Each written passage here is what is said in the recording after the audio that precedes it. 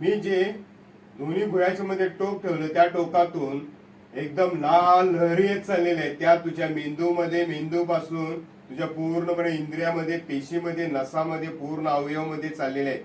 सगळ्या पेशी, सगळ्या नसा, सगळे अवयव कार्यक्षम होत चाललेत, ऍक्टिव्ह होत चाललेत.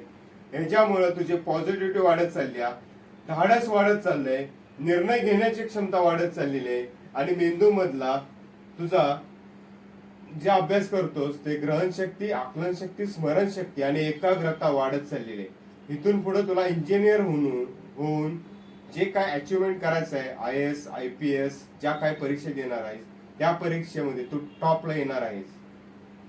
आतापासून ज्या ज्या एक्झाम देणार आहे त्याच्यामध्ये तुझं पूर्ण लक्ष लागणार आहे, चांगला पास होणार आहेस. हा आत्मविश्वास, इच्छाशक्ती, निर्णय क्षमता पूर्णपणे वाढलेली आहे. श्वास घ्यायचा सोडायचा आहे, खोलवर श्वास घ्यायचा सोडायचा आहे. खूप चांगल्या ट्रान्स मध्ये गेलेला आहे आणि चांगल्या सूचना तुझ्या अंतर्मनामध्ये गेलेल्या आहेत. श्वास घ्यायचा सोडायचा, श्वास घ्यायचा सोडायचा, श्वास घ्यायचा सोडायचा.